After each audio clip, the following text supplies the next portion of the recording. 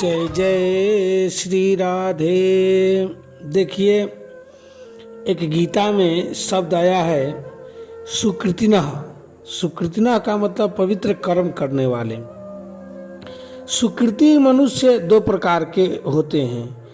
एक तो यज्ञ, दान, तप आदि और वर्ण आश्रम के शास्त्रीय कर्म भगवान के लिए करते हैं अथवा उनको भगवान के अर्पण करते हैं, और दूसरे भगवान नाम का जप तथा कीर्तन करते हैं, भगवान की लीला सुनना तथा कहना आदि केवल भगवत संबंधी कर्म करते हैं। जिनकी भगवान में रुचि हो गई है वे ही भाग्यशाली है, वे ही श्रेष्ठ है और वे ही मनुष्य कहलाने योग्य है।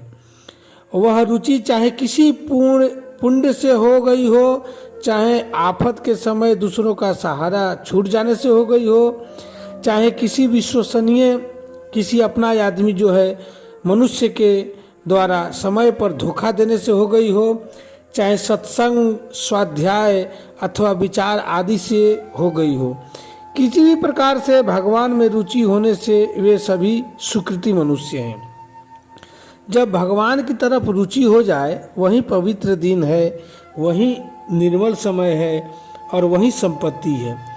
जब भगवान की तरफ रुचि नहीं होती वही काला दिन है, वही विपत्ति है। गोस्वामी तुलसीदास ने रामचरितमानस में कहा है कि कहा हनुमंत विपत्ति प्रभु सोई, जब तब सुमिरन भजन न होई।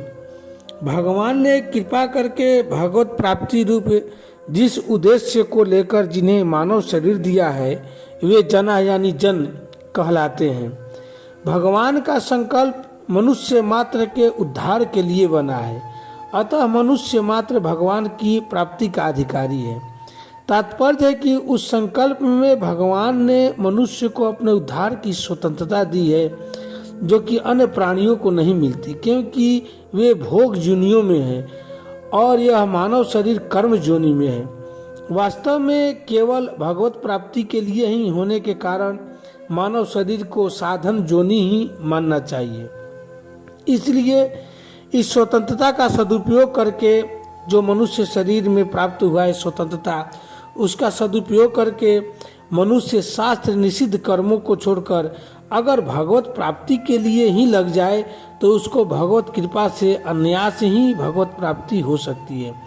परंतु जो मिली हुई स्वतंत्रता का दुरुपयोग करके विपरीत मार्ग पर चलते हैं वे नरकों और 84 लाख योनियों में जाते हैं। इस तरह सबके उद्धार के लिए भाव को लेकर भगवान ने कृपा करके जो मानव शरीर दिया है उस शरीर को पाकर भगवान का भजन करने वाले सुकृति मनुष्य ही जना अर्थात मनुष्य कहलाने के योग्य है। जय जय श्री राधे।